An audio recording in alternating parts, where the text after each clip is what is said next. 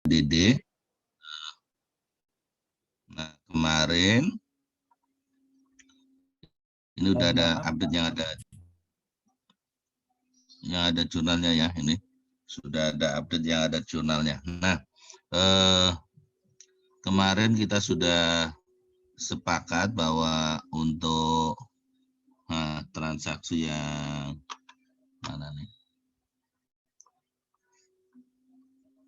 Nah, ini yang di sini nanti kayak di ini ya, di ini sebenarnya sudah ada contoh jurnal ya. Nah, ini yang transaksi antar ekuitas, ini yang coba Anda lihat nih ya, yang ada transaksi antara ekuitas. Nah, kita sudah sepakat para dosen itu kita tidak lagi menggunakan istilah transaksi antara ekuitas ya, walaupun di apa namanya di PMK-nya menggunakan transaksi antara entitas, tapi nanti kita ganti dengan yang ini transaksi antara ekuitas itu adalah dengan apa dibayar atau ditagihkan ke entitas lain gitu ya, ditagihkan ke entitas lain, tidal ya, jadi kita ganti dengan itu. Nah ini jadi secara umum kalau kita bicara di TKDD ya, jurnalnya seperti ini. Pada saat awal anggaran kita akan menjurnal secara single entry gitu ya. Ingat bahwa di anggaran itu kita jurnalnya single entry. Kalau ini ada TKDD atau akan ada transfer yang akan kita transfer ke pemerintah daerah atau ke dana desa, maka kita akan catat allotment ya. Allotment akan kita catat allotment. Allotment TKDD pada kreditnya tidak ada ya kan, allotment TKDD sebesar bla bla bla bla. Kemudian begitu dibuat komitmen, maka kita akan catat beban TKDD pada dicadangkan untuk komitmen belanja. Nah, kemudian begitu kita sudah terbitkan SPM atau SPP gitu ya, maka komitmennya dibalik ya, dicadangkan untuk komitmen belanja pada beban TKDD. Nah, kemudian setelah itu, setelah komitmen berarti dibalik, baru seperti biasa kita akan mencatat beban TKDD pada TKDD yang masih harus dibayar. Ini catatannya adalah di buku akrual saja gitu ya, karena belum terrealisasi. Kemudian nanti pada saat kita sudah keluar SP2D, baru kita akan catat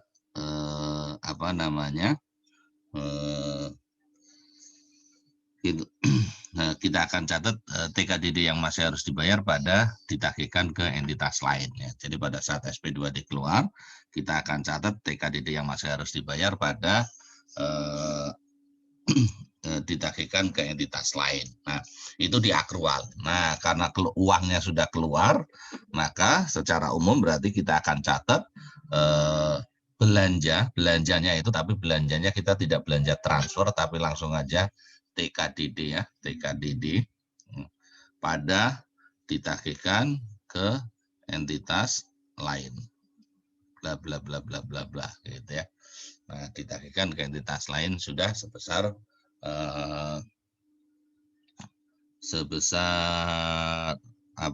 sebesar yang ada di SP2D gitu ya. Jadi nanti kita akan menggunakan istilah dekel ya untuk ini. Jadi kalau kemarin kita masih menggunakan istilah transaksi antar entitas, ya nanti kita akan gunakan istilah dekel saja biar seragam dengan yang lain. Ya, sehingga kemarin ini contoh ya, contohnya. Nah, contohnya kita sudah menggunakan ini. Nah, misalnya di sini ya, kalau kita lihat nih, contohnya ditetapkan atau penetapan surat keputusan penerimaan rincian TKDD ya dari alokasi DIPA tahun 2020 terdiri dari DAU, DAK, DBH, DBH minyak dan gas, migas, kemudian ada DBH ini DBH minyak bumi, DBH gas bumi, DBH pajaknya belum ya. Nah, terus ada dana desa dan ada dana insentif daerah atau DID. Maka otomatis pada saat kita mencatat komitmen, nah ini mencatat komitmen ya.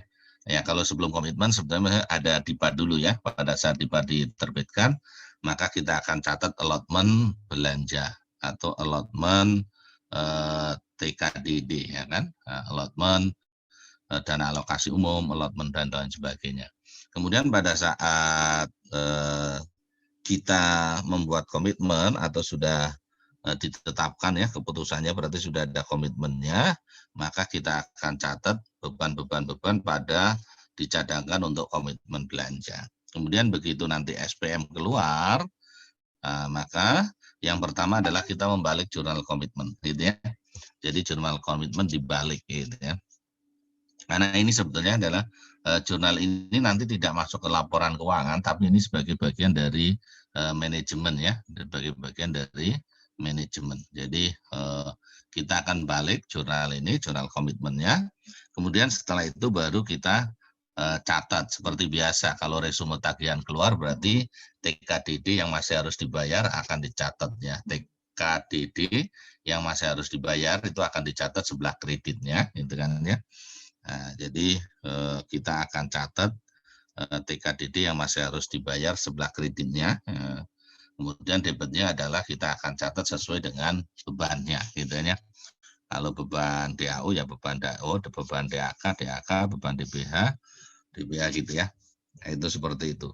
Sama sama seperti umumnya kalau kita buat SPP, maka biasanya kita catat beban pemeliharaan pada belanja barang yang masih harus dibayar. Nah, itu seperti itu.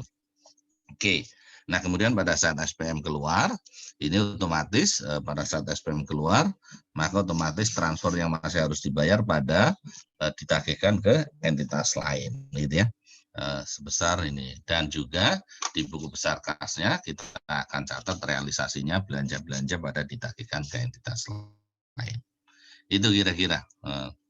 Jadi simpel ya. Nah, kemudian kalau misalnya pada tanggal 31 Desember ada yang kurang bayar atau kita sudah ini ya, sudah melakukan perhitungan, ternyata masih kurang bayar, maka kita akan catat adanya utang. Nah, ini misalnya menetapkan kurang bayar dana bagi hasil minyak bumi sebesar 250 dan DBH gas sebesar 120, ya kan? Nah, maka pada saat itu kita catat utang, ya kan, utang. Debitnya apa? Beban. Sama seperti biasa, kalau kita ada utang yang belum dibayar, misalnya utang listrik dan lain sebagainya, maka beban listrik pada utang listrik. Gitu. Jadi prinsipnya sama persis ini ya. Kemudian seandainya ini ya, ini baru hitung-hitungan ya, terbit kurang bayar itu baru kita apa namanya? Oh iya. Ini baru diestimasi. Jadi pada saat diestimasi atau baru hitung-hitungan, kita catat utang transfer tapi dikasih embel-embel utang transfer estimasi atau yang diestimasi gitu ya. Kemudian baru pada saat nanti sudah atas rekomendasi ini keluar PMK atau keluar ketentuannya, maka otomatis kita akan ganti utang transfer yang diestimasi menjadi utang yang definitif gitu ya. Jadi yang tadinya estimated liabilities menjadi definite liabilities gitu ya. Itu aja kira-kira. Nah, kemudian nanti kalau dibayar ya sama seperti biasa. Kalau dibayar berarti utang transfernya di debit, kreditnya berarti kreditnya adalah ditagihkan ke entitas lain gitu ya. Gitu kira-kira. Nah, ini seandainya lebih salur. Kalau tadi kurang bayar atau kurang salur, ini kalau lebih salur ya kan. Kalau lebih salur berarti harusnya misalnya kita transfer 1.500.000, ternyata kita transfernya 1.600.000 gitu ya. Nah, hitung-hitungan kita lebih, maka yang 100 itu menjadi piutang kan gitu ya. 100 menjadi piutang. Piutang transfer ke daerah pada beban-bebannya berkurang gitu ya. Ini misalnya ini diterbitkan PMK lebih salur bla bla bla bla, kira-kira seperti itu.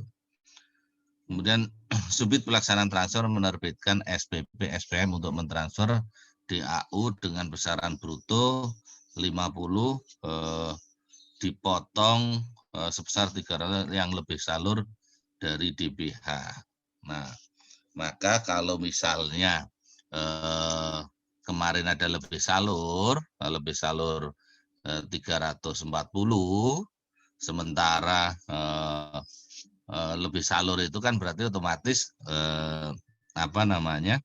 nanti akan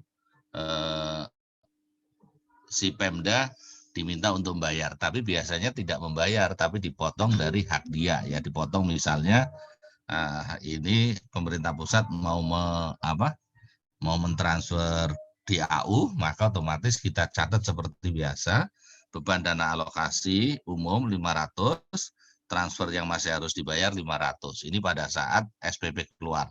Nah, tapi nanti pada saat SP2D, maka uang yang diberikan kepada Pemda adalah mestinya 500 dikurangi 340. Berarti berapa?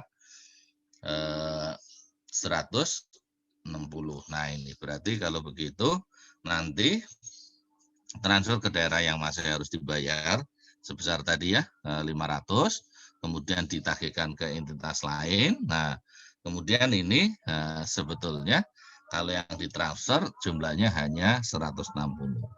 Nah, ini yang lebih salur asumsinya diterima kembali, berarti diterima dari entitas lain pada penerimaan kembali TKDT tahun yang lalu, gitu ya.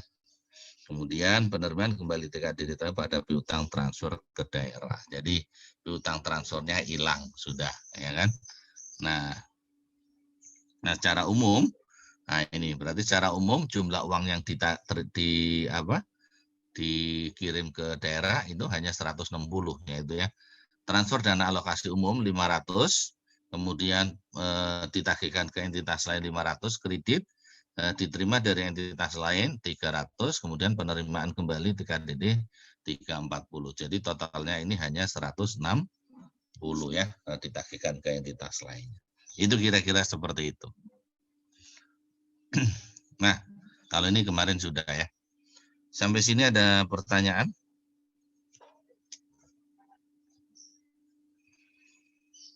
Nggak ada ya?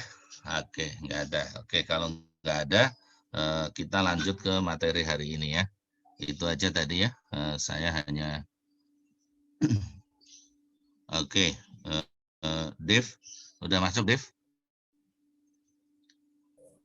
Siap, sudah Pak. Oke, sehat Dev? Alhamdulillah Pak, sehat. Oke, yang lain sudah dipanggil semua ya? Insya Allah ya. Oke, kalau gitu hari ini saya akan ke sistem akuntansi pusat ya, ke SIAP ya. Kita akan belajar sistem akuntansi pusat.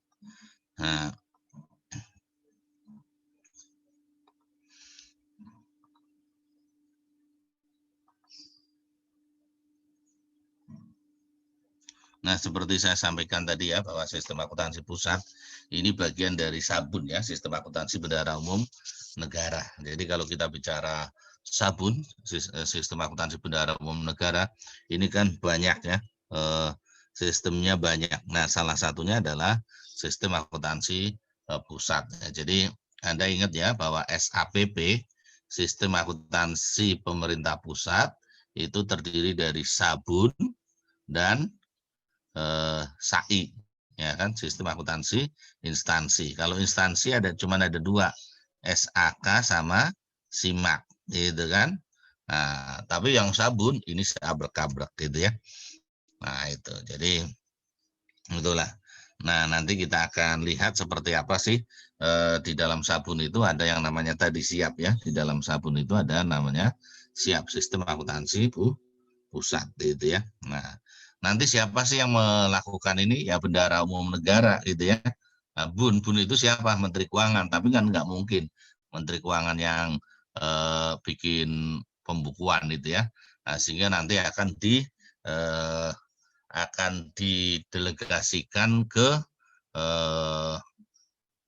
pembantu, ke Direktorat Jenderal Perbendaharaan, ke pembantunya sebetulnya di CPB, Direktorat Jenderal Perbendaharaan itu ya. Jadi seperti itu, pembantu BUN. Nah, ini beberapa dasar hukum ya terkait dengan akuntansi dan pelaporan keuangan ini ya. Siap. Yang pertama adalah kalau PP 71 udah sangat melotok lah, udah hafal ya. PP 71 tahun 2010 itu adalah terkait dengan standar akuntansi pemerintahan yang berbasis akrual. Kemudian juga ada PP 8 tahun 2008, ini tentang kinerja gitu ya. Pelaporan keuangan dan kinerja instansi pemerintah ya. Ya ini mungkin kalau Anda dengar lakib ya kan, sebetulnya dasar dari laporan kinerja instansi pemerintah adalah ini PP 8 tahun 2008. Kemudian juga kita ada PMK 262 tahun 2014 dan juga yang sudah diperbarui dengan PMK 218 tahun 2016, yaitu tentang sistem akuntansi dan pelaporan keuangan pusat gitu ya.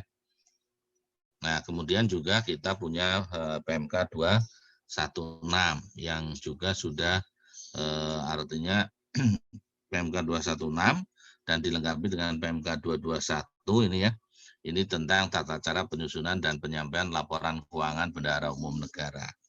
Kemudian ada Per 19 tahun 2016 ini perbendaharaan, ini terkait dengan selisih kurs gitu kan ya.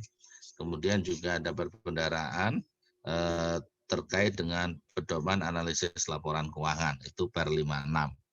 Ini perbendaharaan Per yang dikeluarkan dari Direktorat Jenderal Perbendaharaan. Nah ini tadi yang sudah saya sampaikan ya, kalau kita bicara kerangka umum dari sistem akuntansi pemerintah pusat SAPP, maka ada sabun dan ada SAI gitu ya. Ada sabun dan ada SAI gitu ya. Sementara kalau kita bicara sabun, nah ini macam-macam. Tapi kalau SAI cuma segini doang ya kan. Nah SAI ini adanya di kementerian dan lembaga. Kalau sabun berarti adanya di Bendahara Umum Negara. Jadi di BUN atau di Bendahara Umum Negara. Nah ini secara umum ada di Kementerian Keuangan. Tapi kemarin kita sudah bahas banyak ya, bahwa yang menjalankan itu ada UAKPA-nya, unit akuntansi kuasa pengguna anggaran, tapi UAKPA-BUN ya, bukan UAKPA KL. Kalau UAKPA KL adanya di sini nih, sistem akuntansi instansi. Jadi kemarin ada UAKPA-BUN ya, macam-macam itu ya.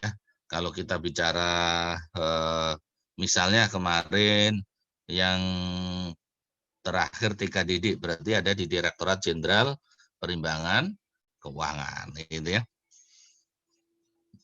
Nah ini salah satunya adalah ada SAIB nih ya, sabun adalah SAIB siap. Nah, kalau SAIB itu instansi pemerintah. Nah, kalau ini Sikuba kemarin hibah juga sudah kita belajari, investasi juga sudah, transaksi khusus juga kemarin juga sudah ya kan, walaupun tidak semua transaksi khusus karena transaksi khusus banyak, tapi gambaran umumnya seperti ini. Nah sekarang yang kita akan fokus adalah di sini ya kan, walaupun ini gambarnya paling depan tapi kita belajari paling belakangan ya kan, karena ini itu tadi ini akan menjadi konsolidasi bagi yang lainnya juga. Dan juga nanti kalau ini kita akan bicara dikonsolidasikan dengan SAI biar menjadi SAPP ya, biar menjadi laporan laporan keuangan pemerintah pusat gitu ya.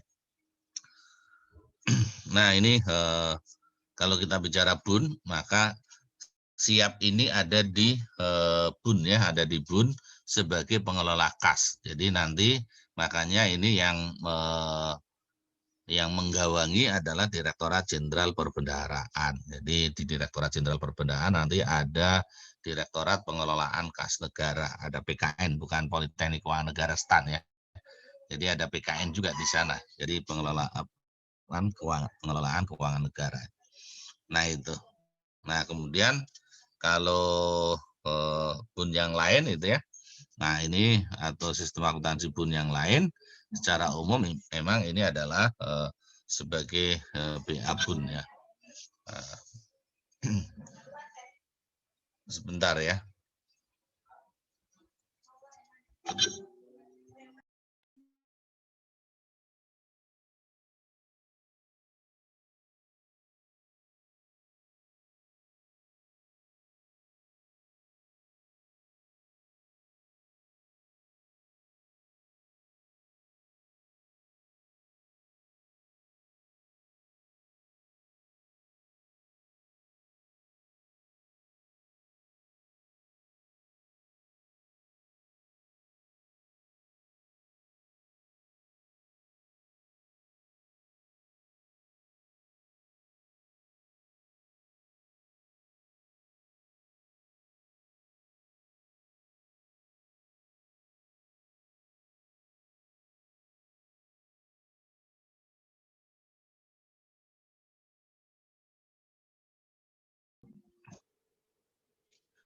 Oke, mohon maaf nih, ada gangguan ya.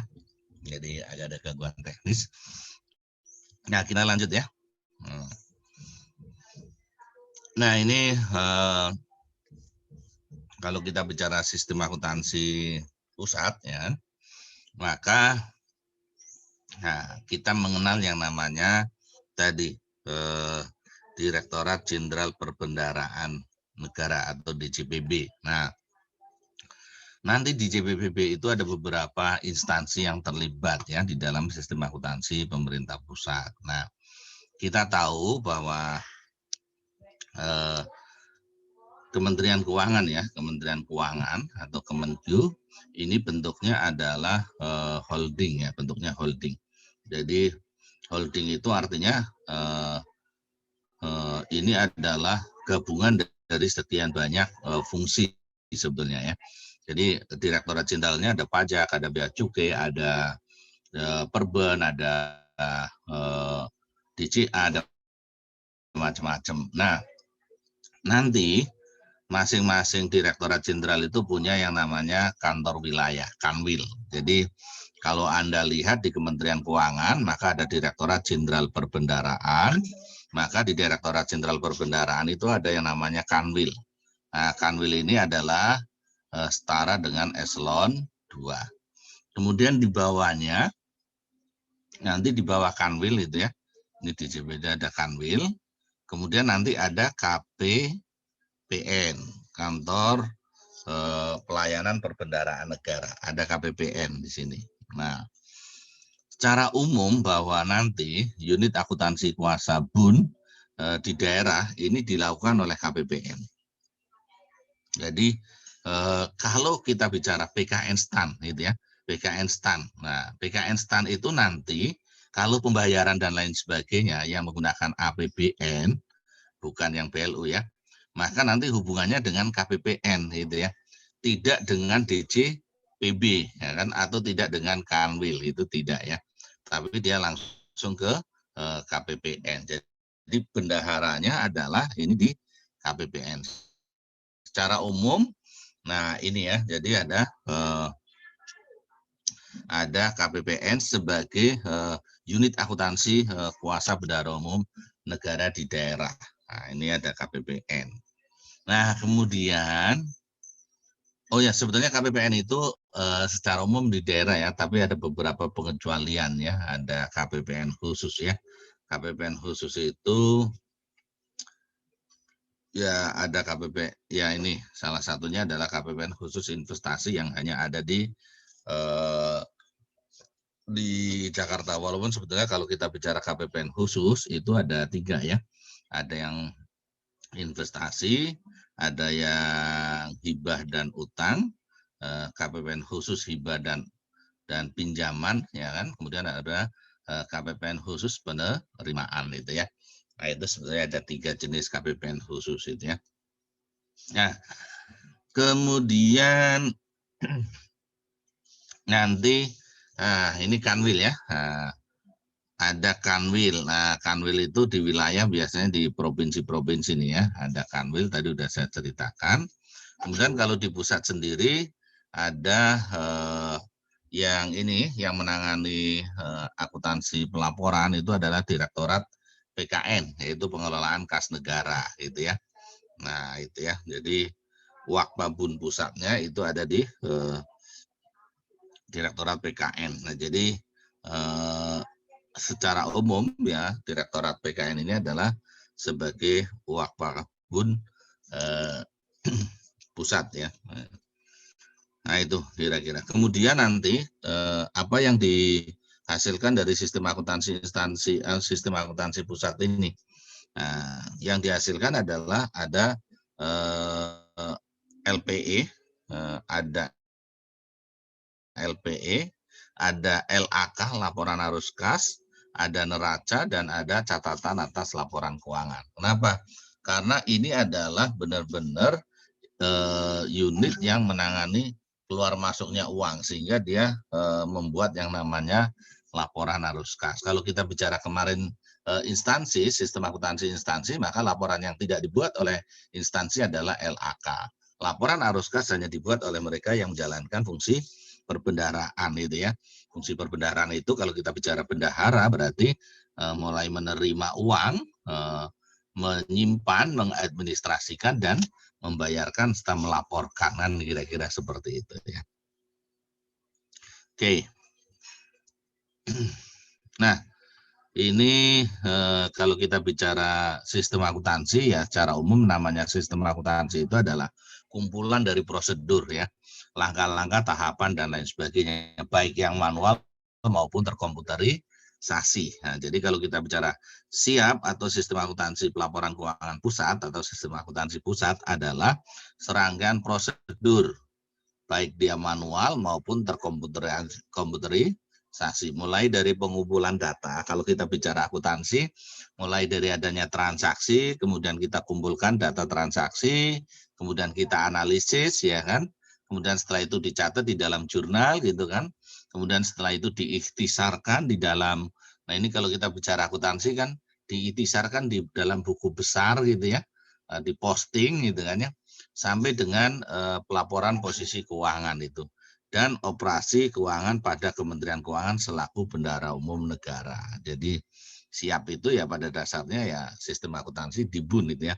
SIAP dilaksanakan oleh Direktorat Jenderal Perbendaharaan selaku kuasa BUN.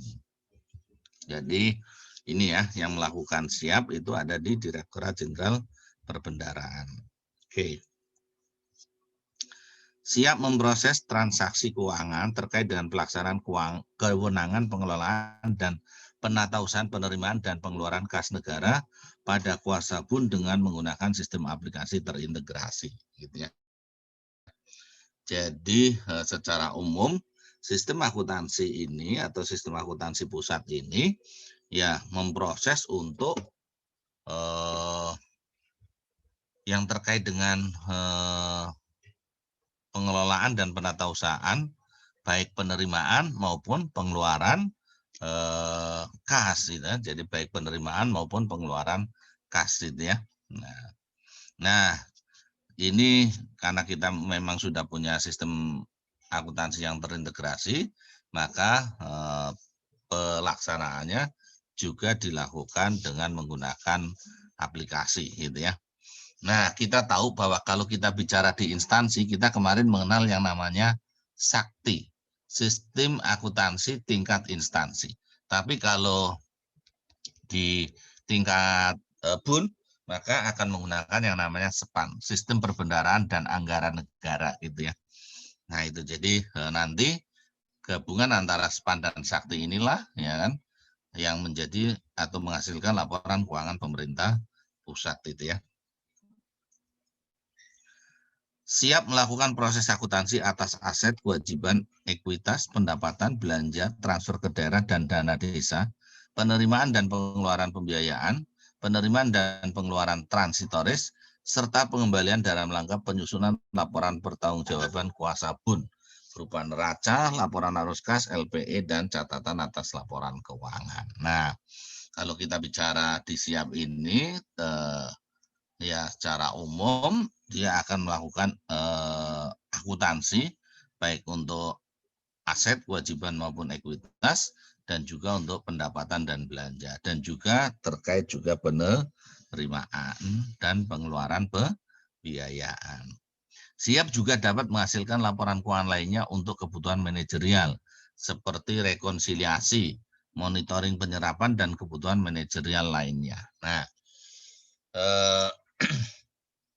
kalau kita bicara instansi dan BUN, maka secara berkala itu kita lakukan yang namanya pencocokan data atau rekonsiliasi. Maka di siap ini bisa menghasilkan data yang digunakan untuk rekonsiliasi juga ya. Intinya bahwa data-data yang dipergunakan untuk pengambilan keputusan oleh manajemen. Nah, kemudian tadi ya saya katakan BUN itu siapa? BUN itu adalah si Menteri Keuangan, gitu kan? BUN itu Menteri Keuangan, tetapi dalam pelaksanaannya nggak mungkin Menteri Keuangan yang mengadministrasikan sendiri. Dia menunjuk pembantunya atau memberikan kuasa kepada Direktorat Jenderal Perbendaharaan. Jadi Menteri Keuangan selaku BUN menunjuk kuasa BUN untuk melaksanakan tugas kebendaraan dalam rangka pelaksanaan anggaran dalam wilayah kerja yang telah ditetapkan. Jadi tadi ya DJPB, kemudian nanti DJPB punya kanwil-kanwil, kemudian nanti punya KPPN. Nah, KPPN inilah yang sebetulnya wakil atau unit akuntansi kuasa BUN ya, unit akuntansi kuasa BUN di daerah. Jadi kira-kira seperti itu. Tugas kebendaharaan dimaksud meliputi kegiatan menerima. Nah tadi ya, kalau kita bicara bendahara berarti menerima, menyimpan, membayarkan atau menyetorkan, menata usahakan dan mempertanggungjawabkan uang dan surat berharga yang berada dalam pengelolaannya. Kuasa bendahara umum negara melaksanakan penerimaan dan pengeluaran kas negara sesuai dengan ketentuan yang berlaku, gitu ya. Kuasa bendahara umum negara melakukan pembayaran tagihan kepada pihak ketiga sebagai pengeluaran anggaran berdasarkan pada perintah membayar dari kuasa pengguna anggaran. Nah, ini saya kira Anda sudah sangat paham ya kalau bicara prosesnya, proses pembayaran di pemerintah ya kan. Nah, misalnya kita di sini adalah sebagai satker. Katakanlah sebagai satker itu PKN STAN. Nah, PKN STAN itu ya sebagai salah satu satker. Nah, PKN STAN nanti pada saat dia akan membayar kegiatannya, maka nanti PKN STAN akan membuat yang namanya surat perintah membayar SPP, SPM ya, yang sebelumnya ada SPP, surat permintaan pembayaran. Nah, SPP dan SPM ini kan yang membuat siapa? Yang membuat adalah satker. Jadi SPP dan SPM adalah yang membuat satker, gitu ya. Atau yang membuat adalah instansi. Nah, nanti ini ditandatangani oleh kuasa pengguna anggaran, oleh KPA, gitu ya. Nah, jadi kuasa pengguna anggaran ini. Jadi kalau kita bicara yang membuat siapa? KPA. KPA atau biasanya adalah KPA kepala kantor. Jadi biasanya kepala kantor, kecuali kepala kantornya nggak ada, bisa dilimpahkan kepada yang lain gitu ya. Nah, jadi kalau kita lihat tadi SPP, nah, atau SPM, nanti lari ke KPPN, nah nanti KPPN membuat yang namanya SP2D, kan itu ya. Jadi ini rananya KPPN. Kalau SPP ini rananya satker, gitu ya. Jadi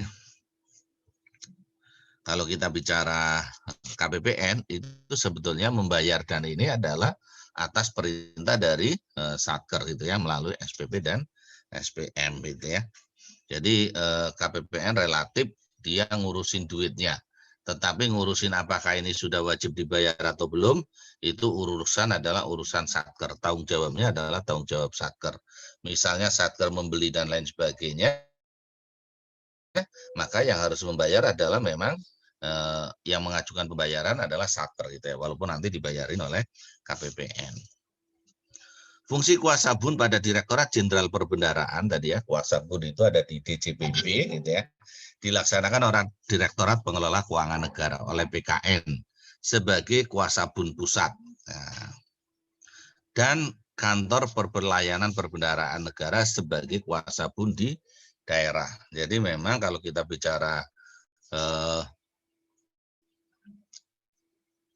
yang melaksanakan fungsi perbendaharaan ini nanti di daerah itu adalah KPPN. Kalau di pusat berarti dilakukan oleh Direktorat Jenderal Perimbangan Keuangan, Direktorat Jenderal Perbendaharaan. Di sana ada Direktorat Pengelolaan Keuangan Negara atau Pengelolaan Kas Negara BKN. KPPN berada di bawah dan bertanggung jawab kepada Kanwil, Direktorat Jenderal Perbendaharaan. Nah, jadi tadi ya, jadi ada DJPB, kemudian ada Kanwil,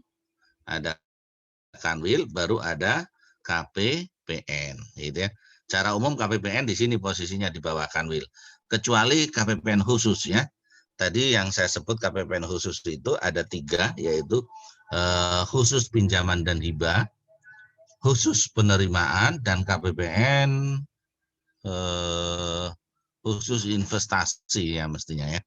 Nah, KPPN khusus pinjaman dan hibah serta KPPN khusus penerimaan berada di bawah dan bertanggung jawab pada Direktur PKN. Nah, jadi ini KPPN khusus ini dia tidak di bawah Kanwil. Nah, ini langsung di pusat. Tadi KPPN investasi juga ada di pusat itu ya. Selanjutnya Direktur PKN dan Kepala Kanwil Direktur Jenderal Perbendaharaan mempertanggungjawabkan pelaksanaan tugas-tugas kebenaran kepada Direktorat Jenderal Perbendaharaan. Jadi kalau kita lihat di sini ada DJPB, ada dirjennya, kemudian di bawahnya ada kanwil-kanwil, ada direktorat-direktorat. Salah satunya adalah Direktorat PKN. Di kanwil-kanwil ini ada KPPN, kira-kira seperti itu. Tidak termasuk lingkup kuasa bun adalah KPPN khusus investasi yang berada di bawah dan bertanggung jawab kepada Direktur Sistem Manajemen Investasi. Nah, ini juga tadi ya, ini ada 2 KPPN khusus itu tidak di bawah Kanwil, dan juga KPPN investasi ini juga tidak di bawah Kanwil karena ini bertanggung jawab langsung kepada Direktur SMI itu ya, Sistem Manajemen Investasi. Kalau KPPN khusus pinjaman dan hibah serta penerimaan ada di bawah Direktur PKN. Tapi kalau yang khusus investasi ada di Sistem Manajemen Investasi. Kira-kira seperti itu. Sampai sini ada pertanyaan?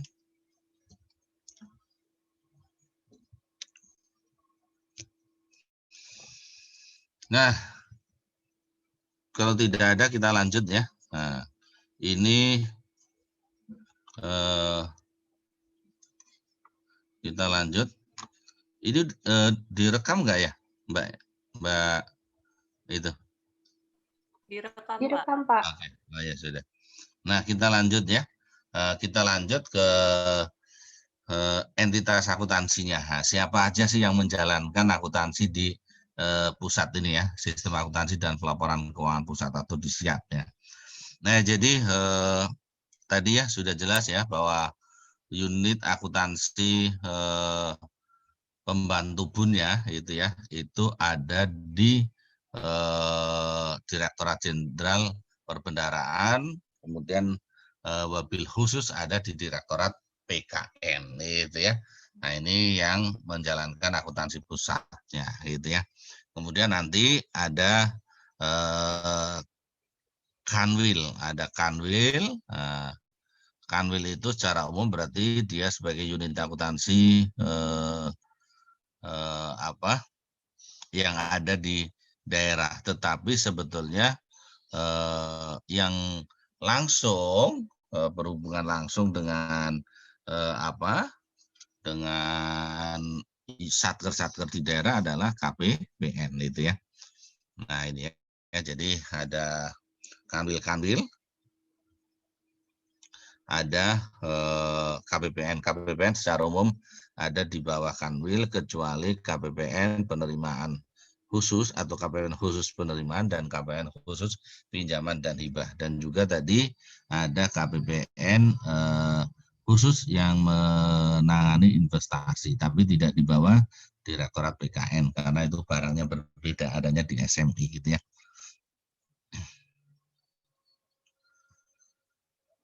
Nah, kegiatan akuntansi atau transaksi hanya dilakukan oleh unit akuntansi kuasa bun, dalam hal ini KPPN di daerah, KPPN khusus dan Direktorat PKN gitu ya. Jadi yang mencatat itu otomatis nanti ada di kuasa bun ya. Ada di kuasa bun di KPPN. Kanwilnya gimana? Kanwilnya hanya mengkoordinasikan saja. Kanwilnya tidak melakukan pencatatan. Kanwil DJPB selaku koordinator tidak melakukan aktivitas pencatatan. Hanya melakukan penggabungan data laporan keuangan unit akuntansi di bawahnya. Gitu ya. Direktorat PKN selain bertindak sebagai kuasa bun pusat juga bertindak sebagai unit akuntansi pembantu bun yang melakukan konsolidasi seluruh laporan keuangan dalam lingkup akuntansi pusat, gitu ya. Nah, itu. Nah ini, jadi kira-kira gambaran umumnya seperti itu ya, bahwa nanti di Direktorat Jenderal Perbendaharaan ada namanya Direktorat Pengelolaan Kas Negara, dan Direktorat Pengelolaan Kas Negara ini ya sebetulnya menjalankan unit akuntansi pusatnya. Oke, lanjut ya. Nah ini unit KPPN selaku unit akuntansi kuasa bun di daerah ya, adalah instansi vertikal di bawah dan bertanggung jawab kepada Kanwil Direktorat Jenderal Perbendaharaan yang bertugas memberikan pelayanan kepada mitra kerja yang berada di wilayahnya. Jadi nanti masing-masing satker, nah masing-masing satker atau satuan kerja itu sudah ditentukan wilayahnya di KPPN berapa gitu ya. Nah, kalau kita lihat nih, kalau stan itu ada di KPPN-nya KPPN Jakarta 2 gitu ya. Jadi ada KPPN Jakarta 2, nah itu seperti itu. Nah, nanti kalau yang di daerah ya biasanya ada KPPN daerah gitu ya, KPPN daerah. Kalau yang di Bandung, yang di ya pokoknya di daerah-daerah gitu ya. Nah, jadi nanti kita sudah punya partnernya masing-masing gitu ya. Jadi kalau kita mengajukan SPP, mengajukan SPM gitu ya, itu ke KPPN yang sudah ditunjuk gitu ya. Kita nggak bisa wah ini deketan KPPN Tangerang ke KPPN Tangerang aja gitu. Oh ini deketan KPPN. Nah, kalau mau seperti itu harus diusulkan dari awal karena nanti satu satker ya mestinya hanya dalam satu KPPN. KPPN mempunyai tugas melaksanakan sebagian kewenangan perbendaharaan dan kuasa bun, yaitu menyalurkan dana atas beban anggaran dan melakukan penatausahaan penerimaan dan pengeluaran gitu ya. Jadi melakukan penatausahaan penerimaan dan pengeluaran anggaran melalui dan dari kas negara berdasarkan peraturan perundang-undangan yang berlaku. Artinya apa? Ya KPPN itu tugasnya terima duit kalau ada orang yang bayar gitu ya, kemudian menyimpan, kemudian mencatat, kemudian juga dia akan membayarkan kembali. Jadi kalau ada satuan kerja yang butuh bayar gaji ini tanggal 1 Agustus, tanggal 2 Agustus, maka nanti yang bayarin adalah KPPN. KPPN juga ikut mencatat ya. Kalau Kanwil tidak tadi ya, pencatatannya hanya ada di KPPN. Nah, KPPN sebagai bun itu mencatat. Nah, kemarin kan kalau kita bicara transaksi itu ya, misalnya transaksi dengan SP2DLS itu ya, SP2DLS, maka di satker akan mencatat gitu ya, di satker misalnya katakanlah belanja pegawai ya kan, belanja pegawai maka akan dicatat beban gaji gitu ya, beban gaji pada ditagihkan ke entitas lain gitu ya. Nah, ini di satkernya gitu ya. Di bunnya maka akan mencatat di bunnya berarti keluar duit, berarti di sini kasnya dikredit, debitnya adalah ditagihkan ke entitas lain gitu ya. Nah, ini seperti ini di KPPN-nya. Jadi KPPN sebagai bun itu juga mencatat gitu ya. Nah, kita sebagai satker akan mencatat di dua sisi ya. Satu di akrual, satu juga di kasbun juga sama seperti itu. Di buku kasnya kita akan catat belanja pada ditagihkan ke entitas lain gitu ya. Itu kira-kira ya. Bisa dipahami sampai sini, bisa dipahami? Bisa, Pak. Oke ya. Untuk melaksanakan tugas tersebut, KPPN memproses transaksi penerimaan dan pengeluaran, baik transaksi anggaran maupun transaksi transitoris. Kalau transaksi anggaran berarti transaksi yang sudah kita anggarkan, contohnya yaitu tadi belanja pegawai, belanja pemeliharaan, itu adalah sudah dianggarkan. Kalau transitoris berarti ini di luar anggaran, tapi ada uang yang masuk ya kan, keluar masuk. Nah, uang yang keluar masuk ini sebagai uang transit yang bukan merupakan penerimaan atau pendapatan dan bukan merupakan belanja tetap akan diadministrasikan oleh KPPN gitu ya. Contohnya apa? Misalnya tadi bayar gaji potong PPh gitu kan ya. Atau bayar gaji potong taperum atau bayar gaji potong apa? BPJS gitu kan ya. Nah, itu adalah merupakan transaksi-transaksi transitoris. Jadi uangnya diambil oleh KPPN atau dipotong oleh KPPN, kemudian nanti sama KPPN akan disetor ke mitra-mitra yang sesuai. Kalau ke ini adalah iuran BPJS ya akan dikirim ke BPJS. Kalau Taperum berarti ke PT Taperum. Kira-kira seperti itu. Tabungan perumahan ya Taperum itu. KPPN selaku wakbun mempunyai tugas antara lain melakukan proses akuntansi. Jadi dia sebagai unit akuntansi kuasa bun, jadi dia menyelenggarakan akuntansi. Akuntansinya berarti tadi akuntansi bun. Nah, kemudian nanti ya kan, tadi kan Anda lihat ya di sini ada satker, kemudian di sini ada bun ya. Ada bun, tadi bunnya dalam hal ini adalah PKN. Di sini tadi begitu ada jurnal akrual, ini mencatat. Nah, di sini di bun juga mencatat gitu ya, pada saat bayar, ini pada saat belanja, jurnal kasnya, belanja bla bla bla, ini juga mencatat. Nah, kalau kita bicara dua catatan ini, maka nanti dua catatan ini akan saling dicocokkan atau dalam akuntansi disebut proses rekonsiliasi. Jadi kalau kita bicara rekonsiliasi itu harus ada minimal dua pihak direkon. Ya, kalau satu pihak namanya bukan rekonsiliasi, harus ada dua sumber data gitu ya. Dan penyusunan laporan keuangan tingkat wakpab atau tingkat wakbun daerah ya kan, untuk disampaikan ke Kanwil gitu ya. Kemudian baru nanti di Kanwil akan disampaikan kepada unit akuntansi bun pusat, akuntansi pusatnya gitu ya. Kanwil DJ PBN adalah kantor vertikal Direktorat Jenderal Perbendaharaan Negara yang berada di bawah dan bertanggung jawab pada Direktorat Jenderal Perbendaharaan gitu ya. Kanwil Dirjen PBN mempunyai tugas antara lain pembiayaan dan pelaksanaan akuntansi dan pelaporan keuangan pemerintah di wilayahnya. Nah, Kanwil DJPBN selaku wakabun ya, menggabungkan data dan laporan keuangan tingkat wakbun daerah yang berada dalam wilayah kerjanya serta melakukan rekonsiliasi dan menyusun laporan keuangan tingkat kanwil ya atau tingkat wakabun gitu kan ya, untuk disampaikan ke wabun ya. Oke, sampai sini ada pertanyaan? Enggak ada. Oke. Oh iya, saya lupa ya. Saya belum ini ya. Belum ngambil gambar ya. Mumpung masih ingat ya, mumpung masih ingat. Nanti takutnya lupa ya. Mumpung masih ingat, Saya mau ambil presensi dulu deh ya. Ambil presensi dulu.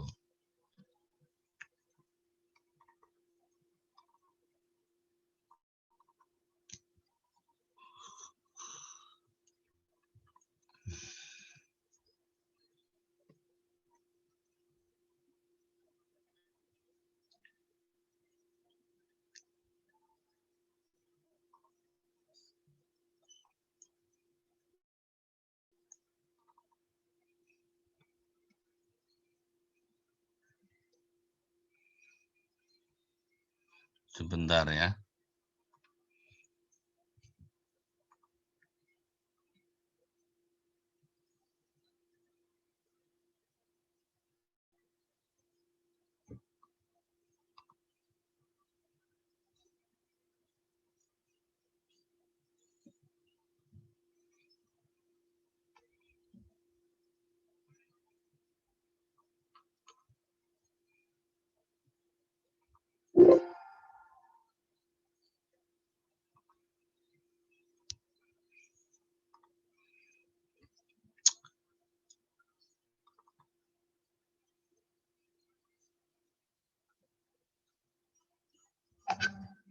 Oke. Ini kok nggak bisa dibuka ya? Udah nggak apa-apa lah. Kalau gitu kita pakai yang baru aja presensinya.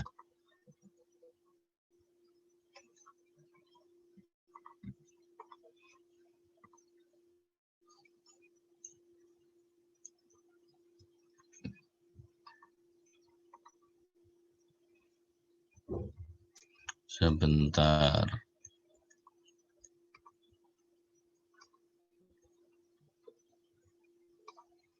Blank presentation. Oke.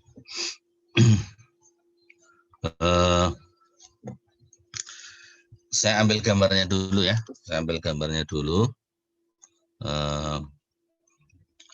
Yang pertama nih, layar pertama mohon dinyalakan semuanya. 3, 2, 1. Oke.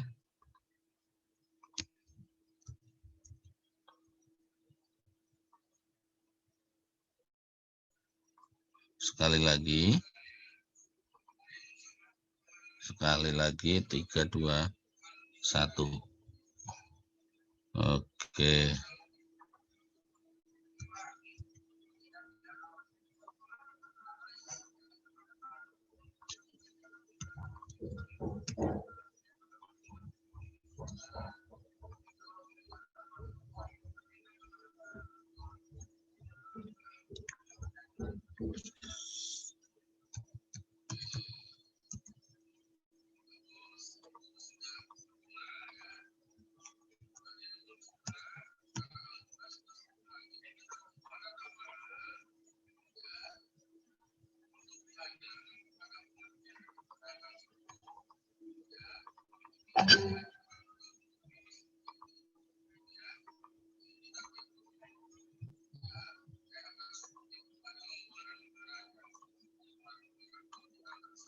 Ini tadi udah masuk semua ya, sudah ngisi presensi semua ya.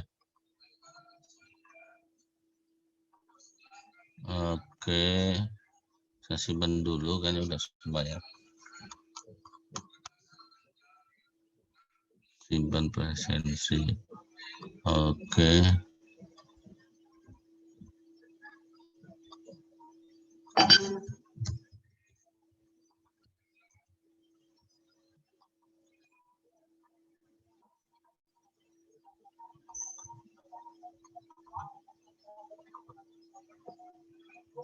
Empat lima.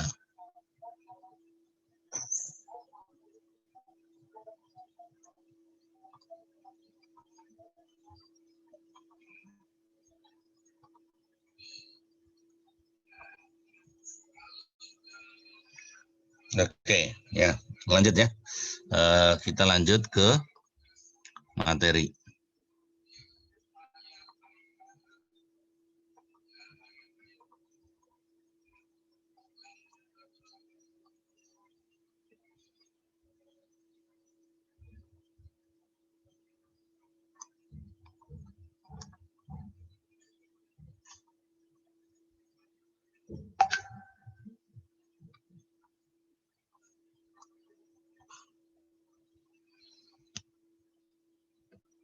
Ya, oke, kita lanjut ya. Nah, ini tadi sudah ya, bahwa Kanwil ini pada dasarnya adalah kantor vertikal. Nah, ini tidak melakukan pencatatan, hanya sebagai koordinator gitu ya. Kanwil Dirjen Perben mempunyai tugas antara lain pembinaan dan pelaksanaan akuntansi dan pelaporan. Kanwil DJPBN selaku Wakabun menggabungkan data dan laporan keuangan Wakbun daerah yang berada di wilayah kerjanya. Nah, melakukan rekonsiliasi dan menyusun laporan keuangan untuk disampaikan ke Wabun Pusat ya. Nah, kemudian di PKN atau Direktorat Jenderal Pengelolaan Kas Negara, ini adalah unit eselon 2 berada di Direktorat Jenderal Perbendaharaan yang punya tugas merumuskan serta melaksanakan kebijakan dan standarisasi teknis di bidang pengelolaan kas negara. Kemudian Wakbunnya melakukan proses akuntansi, rekonsiliasi, dan penyusunan laporan keuangan di tingkat Wakbun Pusat untuk disampaikan ke Wakbun ya akuntansi pusatnya. Direktorat Jenderal Perbendaharaan ya kan CEKI atau yang di dalam hal ini dilakukan oleh Direktorat PKN itu ya, yang dilakukan oleh Direktorat PKN itu pada dasarnya adalah merupakan unit eselon 1 di Kementerian Keuangan yang punya tugas merumuskan serta melaksanakan kebijakan dan standarisasi teknis di bidang perbendaharaan. Jadi kalau kita bicara Direktorat Jenderal, memang secara umum dia adalah sebagai penyusun aturan, gitu ya, sebagai koordinator dan penyusun aturan. Nah, begitu juga di pajak juga sama seperti itu. Fungsi DJPBN selaku Wabun dilaksanakan oleh Direktorat PKN itu ya, bla bla bla bla bla bla, ya kan? Kira-kira seperti itu. Nah, ini secara umum ya bahwa akuntansi kita itu sudah menggunakan aplikasi dan datanya itu nanti disentralisasi gitu ya. Nah, sehingga nanti semua data-data akan dikirim lewat online gitu ya. Nah, misalnya di sini di KPPN itu ada General Ledger KPPN nih. Ini nanti menggunakannya SPAN ya, bukan Sakti ya. Jadi kalau ini di sini adalah SPAN, menggunakan aplikasi SPAN gitu ya. Nah, ini ada General Ledger di KPPN itu ada transaksi-transaksi pengeluaran, penerimaan dan kiriman uang gitu ya. Nah, nanti otomatis akan dikirim ke CL konsolidasikan gitu ya. Nah, kemudian juga ada proses analisis ya kan. Nah, ada proses analisis apakah ini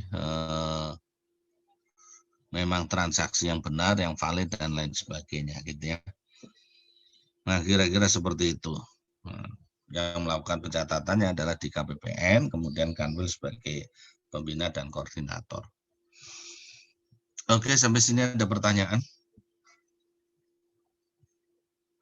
Nah, kalau tidak ada pertanyaan, saya minta tolong mungkin sekitar 15 menit lah ya.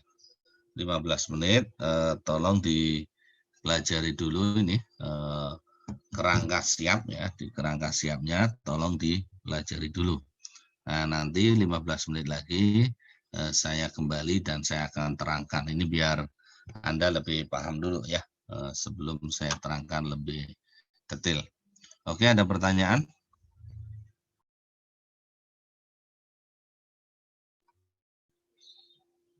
Oke, kalau nggak ada pertanyaan, minta tolong dipelajari. Ini kalau kita bicara siap nih ya, kerangka siap ini adanya di SPAN. Nah, jadi nanti modul-modul ini, modul-modul yang Anda lihat di situ ya, modul-modul ini adalah ya apa namanya menu-menu di dalam aplikasi SPAN itu ya, modul-modul yang ada di sana. Mungkin itu, monggo silahkan dipelajari 15 menit, berarti jam 9 lewat 5 nanti saya akan kembali.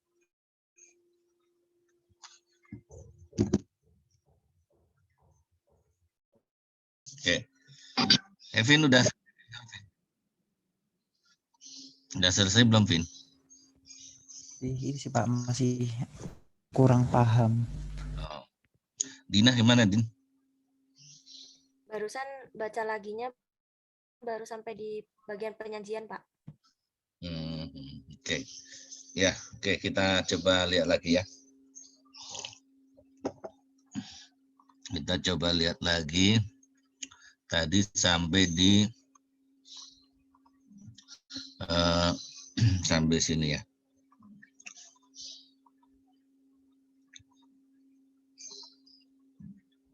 Oke, udah kelihatan? Sudah, Pak. Oke, jadi nanti kalau Anda lihat ya, di SPAN atau kalau kita bicara akuntansi pusat ini kan nanti Direktorat Jenderal Perbendaharaan itu kan menggunakan aplikasi yang namanya SPAN ya, bukan sepanjang jalan kenangan ya, sistem perbendaharaan dan anggaran negara atau jadi menggunakan SPAN. Kalau di instansinya menggunakan Sakti gitu ya, jadi SPAN dan Sakti. Nah, kalau di Sakti kan modulnya ada modul modul anggaran, komitmen gitu ya, kemudian ada modul pembayaran, ada modul apa namanya aset, ada modul. Nah, kalau di Sakti kira-kira modulnya juga ya mirip-mirip lah, tapi ya ya ini proses di SPAN-nya. Jadi ada modul yang ada di sana, ada modul BC atau budget commitment, kemudian ada spending advisory gitu kan ya, kemudian ada ya ini modul-modul yang ada di sana, ada cash management, ada general ledger gitu ya. Ini modul-modul yang ada di apa namanya di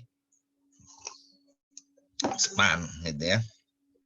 Jadi secara umum memang ya transaksi gitu ya. Nah, transaksi yang terjadi di SPAN nanti di transaksi itu diproses sesuai dengan modul-modulnya itu tadi, ada budget commitment, ada spending authority gitu kan ya. Kemudian ada payment, modul pembayaran, ada cash management, ada government receive dan general ledger ya. Nah, ini. Secara umum nanti memang akan menghasilkan laporan keuangan. Laporan keuangannya tadi ya ada laporan arus kas, ada neraca, ada LPE dan ada CALK. Tidak ada LLA di sini ya. Karena dia secara umum adalah ya nangani pembayarannya, nangani duitnya gitu ya. Sementara yang mencatat apa? Yang mencatat pendapatan, yang mencatat belanjanya itu ada di Sakti gitu ya, mencatat pendapatan dan belanjanya ada di Sakti. Contoh ya, katakanlah kalau kita belanja pegawai, maka di Saktinya kan kita akan catat katakanlah di buku kasnya belanja pada ditagihkan ke entitas lain.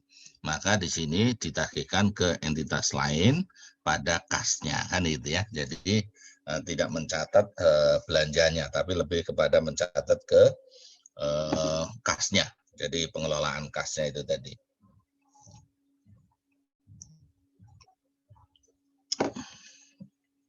Oke. Penerimaan dan pengeluaran kas yang melalui rekening kuasa bun ya, yang dicatat itu transaksi yang pertama. Penerimaan dan pengeluaran yang tidak melalui rekening kuasa bun daerah, tetapi menurut ketentuan peraturan perundang-undangan yang berlaku harus mendapatkan pengesahan dari KPPN.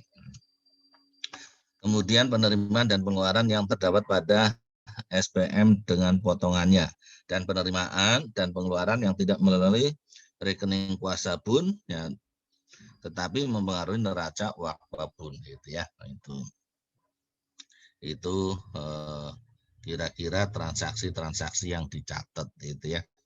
Jadi lebih banyak kepada kasnya ya, lebih banyak kepada bagaimana mencatat apa namanya penggunaan atau ya penerimaan dan pengeluaran kasnya lah, kira-kira seperti itu. Sementara belanjanya itu yang mencatat adalah ada di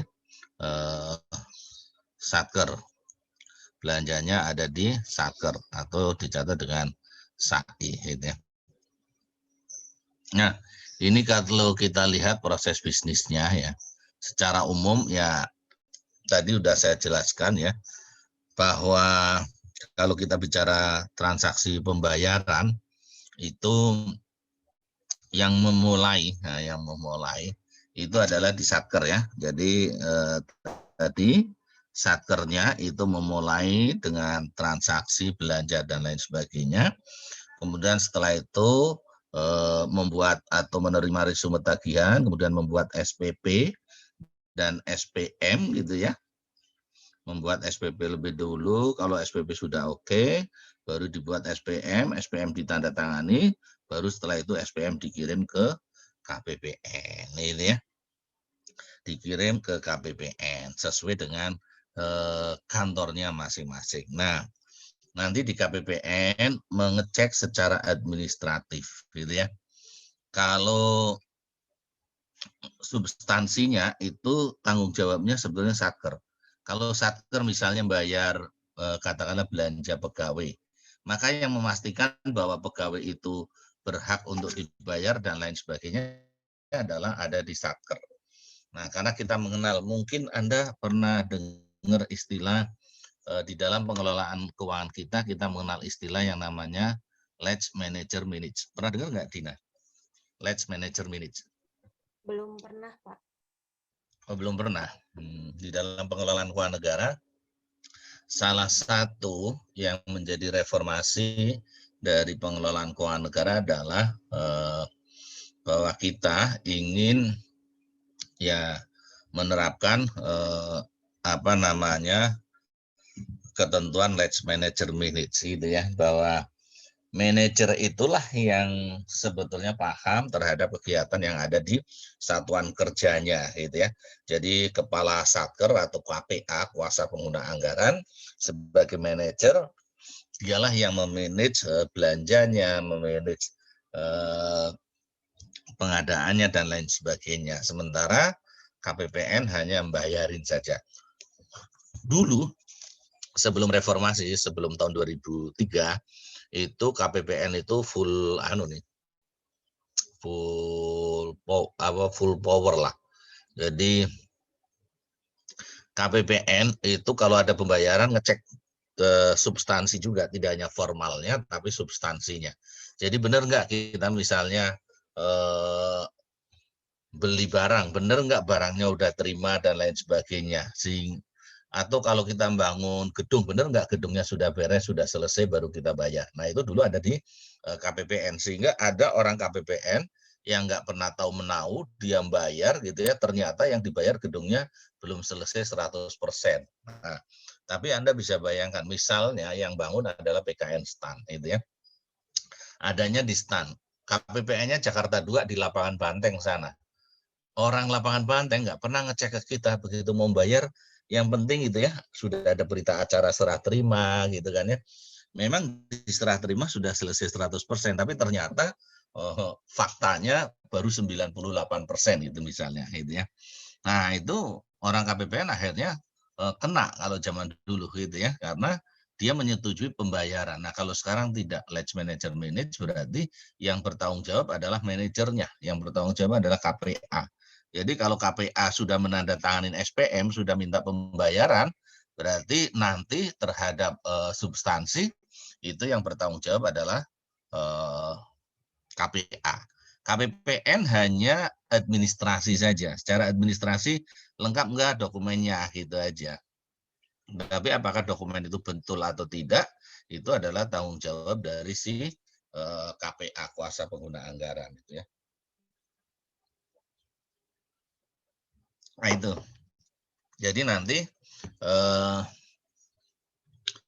KPPN menerbitkan SP2D, dan SP2D nanti akan dikirim ke Satker atau dikirim langsung ke penerima pembayaran, tergantung dari model pembayaran yang menggunakan UP atau menggunakan LS kan itu ya. Nah, itu kemudian nanti secara umum memang Wakpabun ini meminta dana ke pusat gitu ya, ke Direktorat Jenderal PKN atau Direktorat Jenderal Pengelola Perbendaraan CQ Direktorat Pengelolaan Kas Negara gitu ya. Jadi seperti itu.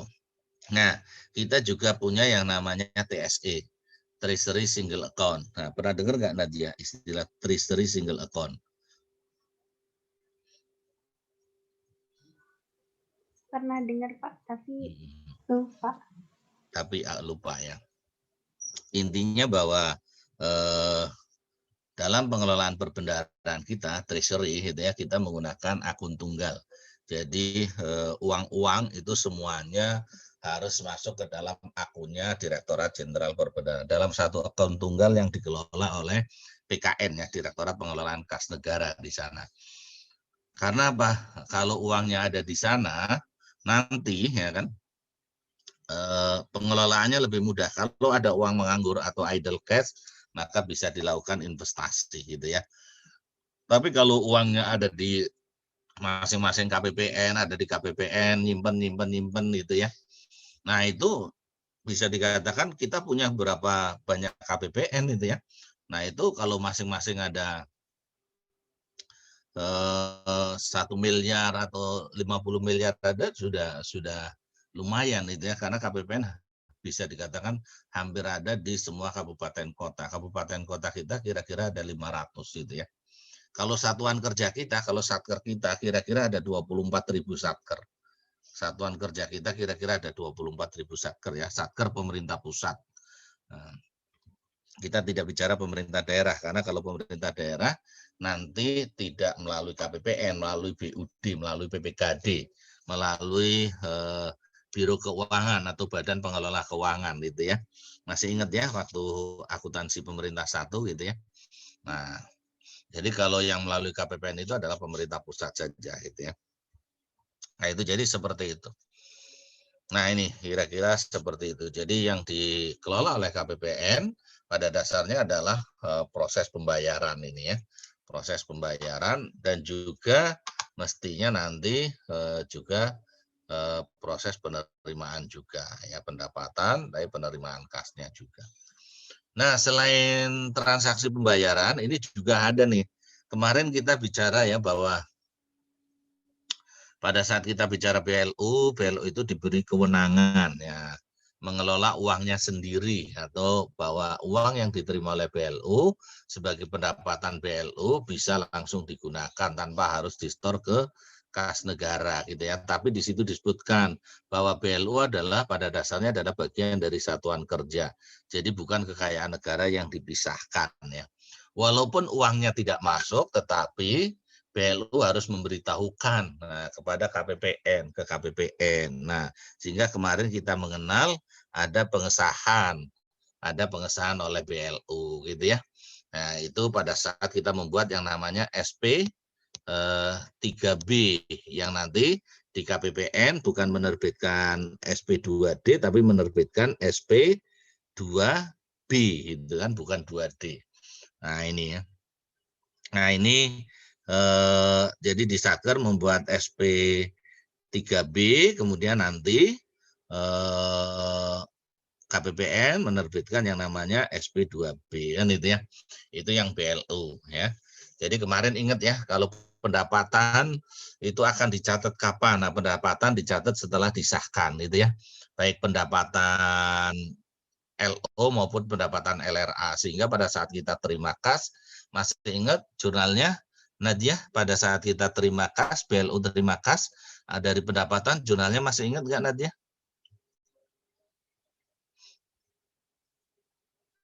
Kas dan bank BLU yang belum disahkan kan itu kan ya. Kas dan bank BLU belum disahkan. Oh sorry. Pada saat terima pendapatan kita tidak catat. Sorry. Pada saat kita terima pendapatan kita tidak mencatat gitu ya. Pencatatannya nanti pada saat pengesahan. Nah, pada saat pengesahan kita akan catat kas dan bank BLU yang belum disahkan pada pendapatan bla bla bla, katakanlah pendapatan jasa apa gitu ya. Kemudian setelah itu catat lagi kas dan bank pada kas dan bank BLU yang belum disahkan. Jadi ada 2 jurnal gitu ya. Nah, Kalau belanja beda lagi. Kalau belanja kemarin sudah disepakati bahwa belanja itu akan dicatat, kalau belanja kan otomatis cash basis ya. Tapi bebannya akan dicatat pada saat diterbitkan SPP SPM itu ya. Pada saat diterbitkan SPP SPM kita sudah bisa mencatat beban, katakanlah beban pemeliharaan pada kas dan bank BLU yang belum disahkan. Nanti pada saat pengesahan baru kita catat kas dan bank BLU yang belum kas dan bank BLU pada kreditnya adalah kas dan bank BLU yang belum disahkan gitu ya. Masih ingat ya mestinya ya, orang belum lama gitu ya. Masih pada ingat nggak nih Kevin gitu? Aduh. Masih, Pak. Masih, Pak. Ya harus masih lah gitu ya. Belum ujian itu. Nanti kalau ujian harus lebih ingat lagi ya. Nah itu seperti itu. Jadi kemarin, BLO ini adalah termasuk yang harus hibah juga. Nah hibah ya, hibah kemarin kan ada hibah langsung gitu ya. Hibah langsung dan hibah yang melalui kuasa bun gitu ya. Ada hibah langsung dan ada hibah yang melalui kuasa bun gitu ya. Hibah langsung berarti langsung diterima oleh oleh saker gitu ya. Nah, itu bisa berupa uang tunai, bisa berupa hibah barang dan jasa gitu ya. Nah, bisa berupa uang tunai, bisa berupa barang dan jasa gitu ya. Nah, kalau hibah tunai berarti ya sama juga di sana dicatat dicatatnya adalah nunggu pengesahan gitu ya. Jadi kalau kita bicara dapat kas berarti kas di bendahara lainnya gitu ya. Nah, pada kreditnya adalah pendapatan hibah yang belum atau hibah yang belum disahkan. Kemudian nanti begitu disahkan, hibah yang belum disahkan pada pengesahan hibah kan itu ya, pendapatan hibah yang belum disahkan pada pengesahan hibah. Kan kayak gitu.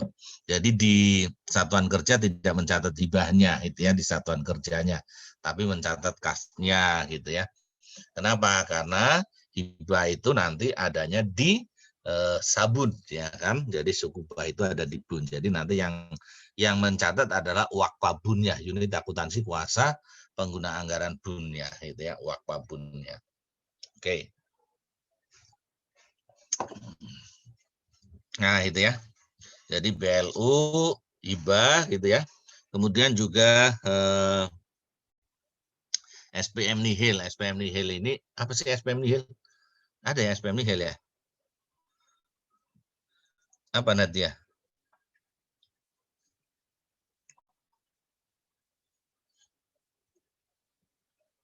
SPM nihil, SP2D nihil. Nihil itu 0.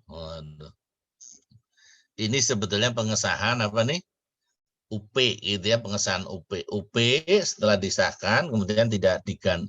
UP kan sistemnya revolving ya. Kalau di akhir tahun atau di terakhir maka dia tidak direvolve lagi, tapi nggak diganti sehingga penggantinya 0. Makanya disebut dengan SPM atau SP2D nihil gitu ya. Oke. Itu kira-kira.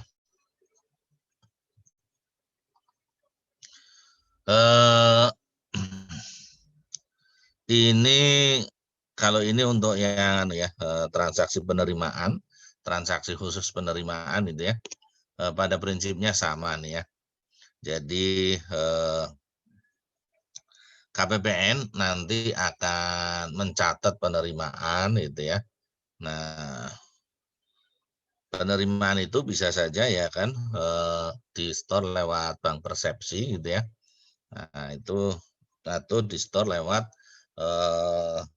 KPPN itu ya, bendahara penerimaan. Tapi sih sebetulnya jarang-jarang, biasanya penyetorannya itu adalah lewat bank persepsi itu ya.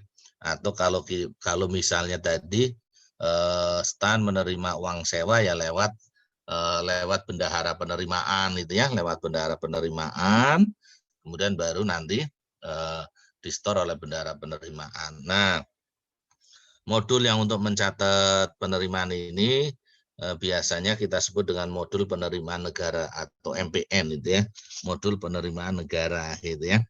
Nah, sekarang sudah generasi ketiga MPN G3, G1, G2, G3 gitu ya. Nah, ini secara umum gitu ya. Jadi pencatatannya seperti. Nah, ini transaksi pada KPPN khusus pinjaman dan hibah. Nah, kalau kemarin waktu kita bicara utang ya kan, utang terutama utang luar negeri, pencairannya itu ternyata macam-macam ya. Ada yang langsung dikirim ke kas negara, ada yang menggunakan rekening khusus, ada yang menggunakan LC gitu ya. Ada yang apa namanya? Direct payment itu ya. Direct payment itu berarti pembayaran langsung ke suppliernya gitu kan. Nah, itu seperti itu. Jadi prosesnya kira-kira seperti itu. Intinya memang kalau kita bicara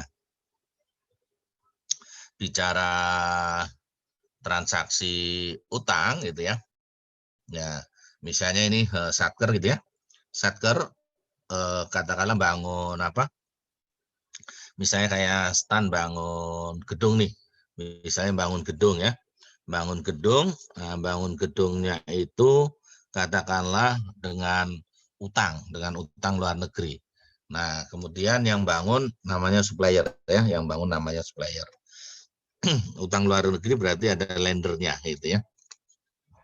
Nah, maka kalau ini sudah disetujui gitu ya, sudah disetujui mestinya nanti dibangun, kemudian setelah pembangunan selesai dengan tahap tertentu, biasanya tidak harus 100%, tapi tahap tertentu dikontrak, nah kita sudah minta pembayaran, misalnya selesai 30%, termin 1 dibayar gitu ya.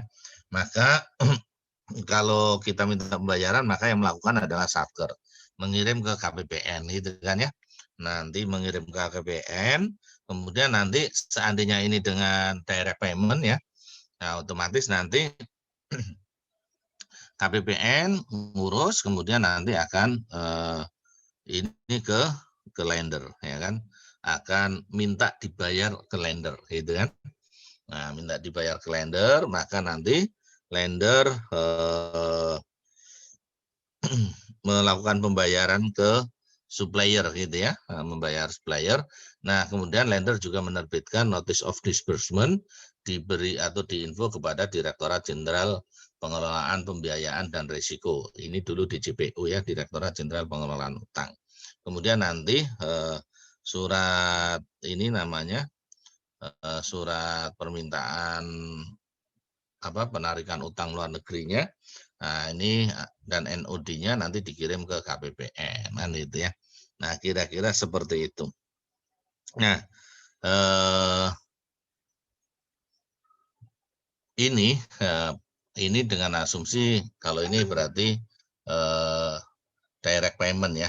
Tapi intinya sih kalau kita bicara utang, kapan dicatat utang itu adalah pada saat si lender mengeluarkan uang ya. Apakah itu direct payment atau ke rekening kas negara atau ke Reksus gitu ya. Nah, itu seperti itu.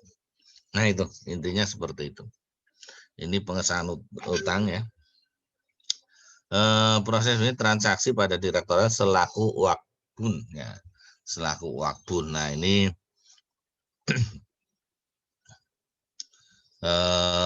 transaksi pengelolaan rekening terpusat ya, treasury single account ini ya. Jadi secara umum ini ya, bahwa kita menggunakan treasury single account sehingga duit pemerintah itu dipusatkan di rekening yang single yang dikelola oleh Direktorat Jenderal Perbendaharaan itu ya. Nah, biasanya taruh di mana? Biasanya taruh di Bank Indonesia gitu kan, rekeningnya seperti itu. Nah, kemudian nanti ya, kalau ada apa-apa, kalau ada permintaan uang dan lain sebagainya, maka dari masing-masing membutuhkan itu meminta ke Direktorat Jenderal Perbendaharaan, CQ ke PKN ya. Nah, itu seperti itu.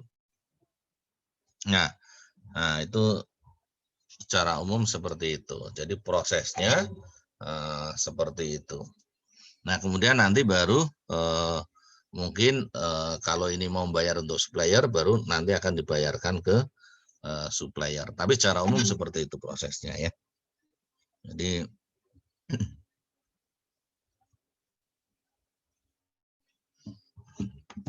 kemudian ini juga kalau ada settlement itu ya, ada settlement itu misalnya penerbitan SPN dan lain sebagainya ya dari DJPB gitu ya.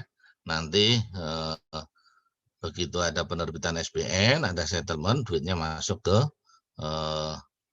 DJPB gitu ya. Nah, kemudian nanti uangnya tetap ditaruh di dalam TSA itu tadi ya, Treasury Single Account atau akun yang terpusat, single account yang dimiliki oleh Direktorat Jenderal Perbendaharaan Negara.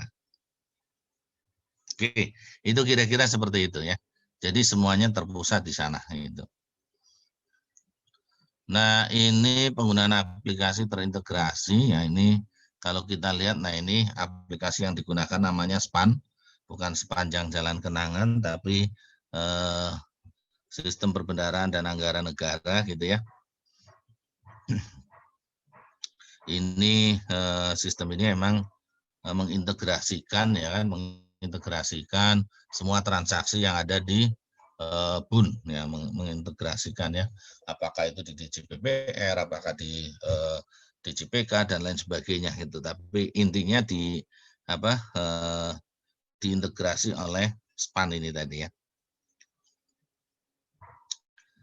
Ini pengelolaan penerimaan dan PHLN, data penerimaan pada rekening persepsi KPPN khusus penerimaan dan data PHLN yang diproses oleh KPPN khusus pinjaman dan hibah di-sharing ke seluruh KPPN mitra Satker.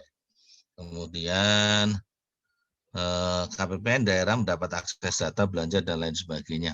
Ini secara umum sih maunya data-data dari semua unit yang ada di BUN akan diadministrasikan di SPAN ya. Jadi sistem akuntansinya namanya SPAN. Oke, sampai sini ada pertanyaan.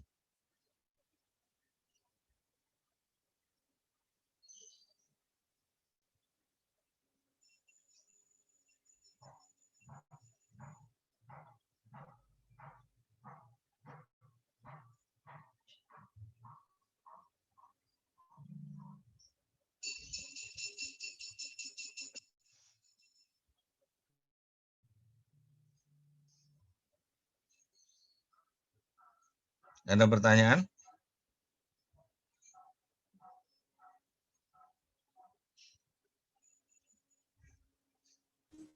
Belum, Pak.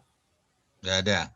Oke, kalau nggak ada, kita lihat nih ya, akuntansinya. Bagaimana akuntansinya? Nah, ini secara umum ya, kalau tadi kita lihat cerita-cerita seperti itu ya, dalam akuntansi kan kita awali dari adanya transaksi. Transaksi nanti memperoleh dokumen-dokumen atau memperoleh dokumen transaksi yang akan digunakan dasar untuk pencatatan ya.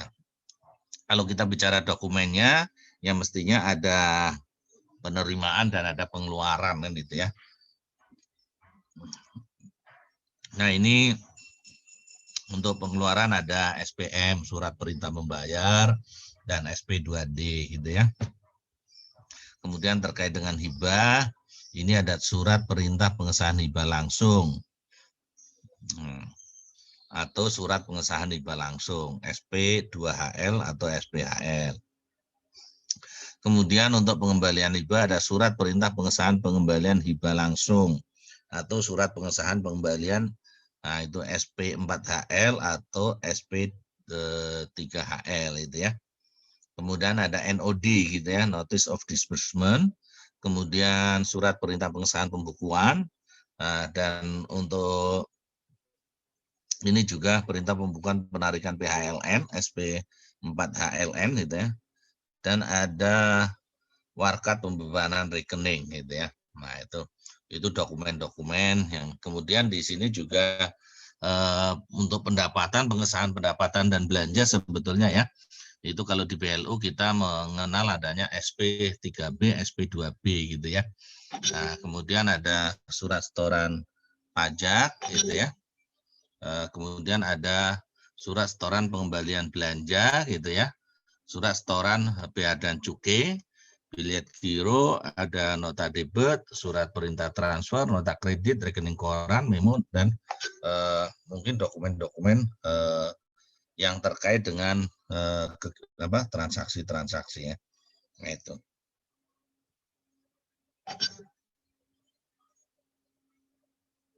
Sebentar ya, sebentar nih.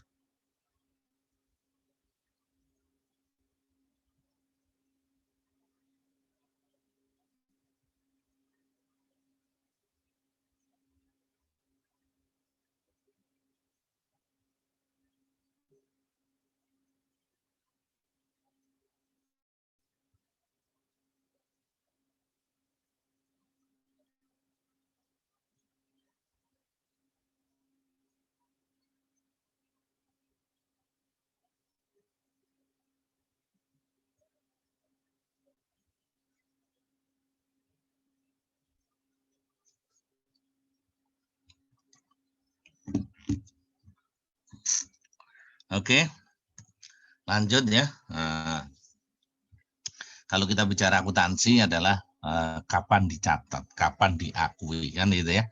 Itu bicara pengakuannya. Nah, pendapatan dan pengembalian belanja diakui pada saat, nah kalau kita bicara belanja, maka otomatis kita catat pada saat kas diterima atau kas keluar dari rekening BUN ya. Jadi kas diterima di rekening kuasa BUN sebesar nilai bruto yang tercantum dalam dokumen sumber penerimaan. Pengesahan sebesar nilai bruto yang tercantum dalam dokumen sumber pengesahan atau terbit SP2D untuk pendapatan melalui potongan SPM sebesar nilai bruto yang tercantum dalam SPM. Jadi kalau kita bicara pendapatan, nah ini kalau pendapatan LRA berarti secara umum ya dicatat itu pada saat ya diterima. Kalau belanja pada saat keluar ya.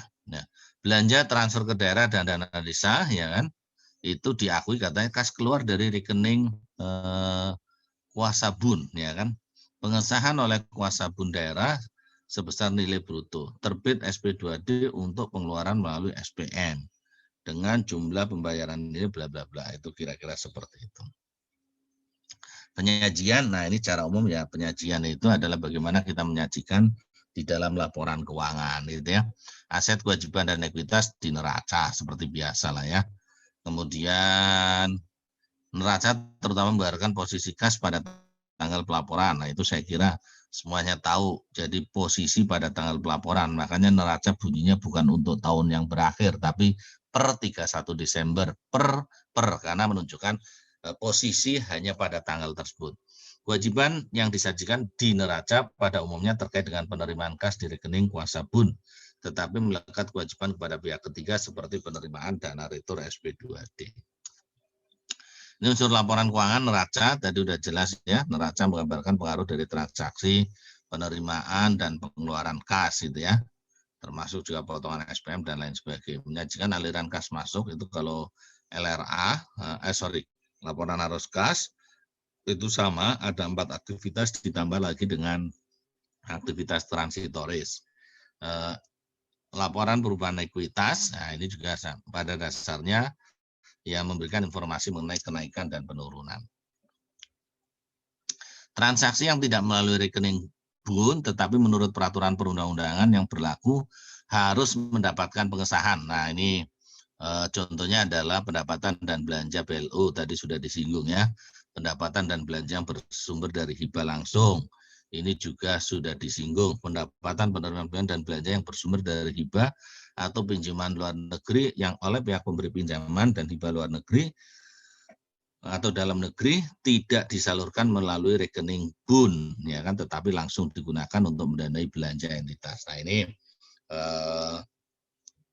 hibah langsung gitu ya. Nah, ini juga masuk ke sini gitu ya.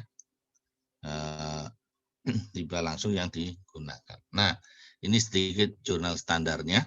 Secara umum ya, kalau kita bicara jurnal standar, nah, bagaimana cara mencatatnya? Ya mestinya kalau ada penerima, yang pertama misalnya kalau ada penerimaan, oh ini saldo awal dulu ya. Kalau saldo awal, ya otomatis kita punya saldo awal kas. Nah ini karena PKN ini kan, Direktorat Pengelolaan Kas ini kan mengelola kas banyak ya. Nah, saldonya pasti kasnya banyak gitu ya. Nah ini otomatis kalau saldo awal ya kas pada ekuitas itu ya. Kalau terima ya berarti kas pada diterima dari entitas lain tadi. Jadi di Satker itu mencatat misalnya ada pendapatan itu ya. Kemudian pendapatannya di store kita mencatatnya kan diterima dari entitas lain pada pendapatan itu kan ya. Nah, maka kalau di jurnal ininya adalah di bunnya berarti kas pada diterima dari entitas lain. Nah, kalau belanja ya kebalikannya, ditagihkan ke entitas lain pada kas itu aja. PFK berarti kalau PFK ya itu utang, berarti kas pada penerimaan PFK atau utang PFK gitu ya. Kemudian nanti kalau kita salurkan berarti pengeluaran PFK pada kas. Saya kira nggak terlalu rumitnya. Ini kalau kiriman uang juga kas pada penerimaan pembukuan atau kiriman gitu ya. Kemudian nanti pada saat kita kirim atau kita sampaikan maka pengeluaran pemindah bukuan atau kiriman uang pada kas gitu ya. Ini kalau UP, nah kalau UP kan kita menggunakan transito, berarti UP jurnalnya kita menggunakan kas pada penerimaan transito atau kas pada atau kalau kita terima duit berarti kas pada penerimaan, kalau si satker nyetor gitu ya. Tapi kalau kita ngeluarin UP berarti pengeluaran transito pada kas itu kira-kira. Nah ini ya, akuntansi pengeluaran SP2D dicatat oleh KPPN daerah dan di BKN, Kanwil tidak mencatat ya. Kemudian pengesahan BLU, hibah, SPM nihil, PLN dicatat oleh KPPN daerah, KPPN khusus, dan ini tergantung gitu ya. Penerimaan MPN melalui modul penerimaan negara dicatat oleh KPPN daerah dan KPPN khusus gitu ya. KPPN daerah berarti itu tadi KPPN yang menjadi mitra mitra Satker, kemudian KPPN khusus ada KPPN khusus penerimaan. Antar KPPN atau retur dicatat oleh KPPN daerah, KPPN khusus dan Direktorat PKN. Adjustment misalnya selesai kurs gitu ya, biasanya uangnya dalam bentuk falas gitu ya, maka dicatat oleh KPPN daerah, KPPN khusus dan ini contoh akuntansinya, ini belanja SP2D. Nah, belanja SP2D, maka kalau kita lihat, nah ini jurnalnya itu kalau belanja, berarti di buku akrualnya kita catat beban gaji. Misalnya ini 5111 sekian itu adalah beban gaji ya. Itu 5111 sekian itu adalah beban gaji. Beban gaji pada ditagihkan ke entitas lain.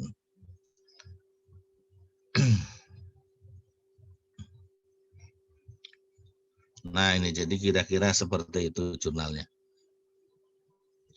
Ini UP, nah UP juga ini ya. UP itu 82511 itu adalah penarikan uang UP gitu ya.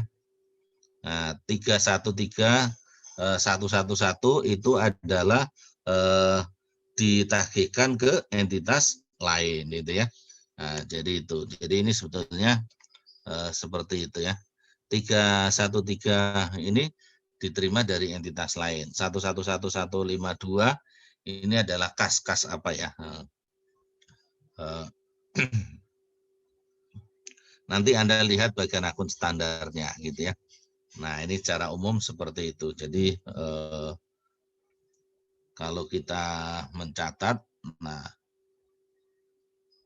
pengesahan BLU ini juga pengesahan BLU berarti kan kalau kita mengesahkan berarti kita akan mencatat ya, berarti kasnya masuk, walaupun walaupun kasnya tetap ada di BLU, ya kan? Tetapi kita akan mencatat bahwa ada pendapatan yang harus kita record di situ ya. Ada pendapatan yang harus kita record itu. Hibah langsung secara umum sama ini ya.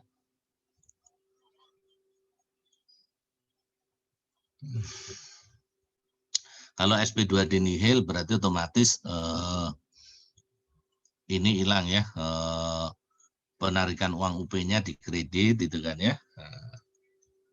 Debitnya 52 sekian itu belanja itu ya.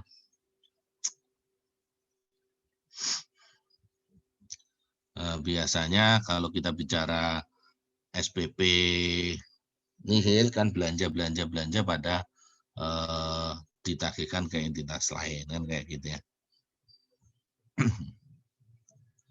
Ini secara umum.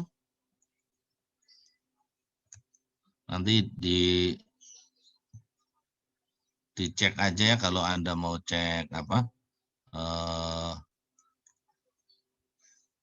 apa namanya kode rekeningnya. Nanti Anda bisa lihat kode rekeningnya itu di kayak berapa ya, sebentar. Saya nggak ingat. Tapi Dirjen, Pak. Iya, NPB Dirjen nomor 311. Berapa nomornya, Mas? 311. Ya, itu mengenai bagian akun standar ya. Saya nggak hafal, tapi ya insya Allah Anda tinggal cari aja lewat Google cap bagian akun standar. Nah, itu otomatis 211 ya, tahun 2018 ya. Nah, itu ada kodifikasi segmen akun pada bagian akun standar. Oke. Mungkin itu yang bisa saya sampaikan ya untuk akuntansi siap ya. Untuk siap intinya bahwa sistem akuntansi pusat itu sebetulnya adalah dia ya menggabungkan semua akuntansi bun ya. Jadi menggabungkan semua akuntansi bun yang ada gitu ya. Untuk nanti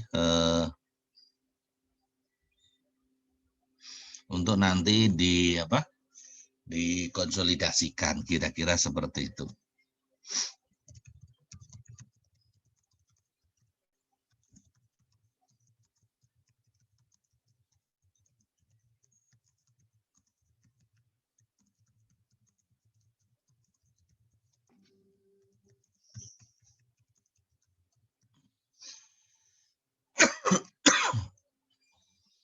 Ada pertanyaan sebelum saya akhiri? Nggak ada. Ya. Bentar, saya minum dulu ya.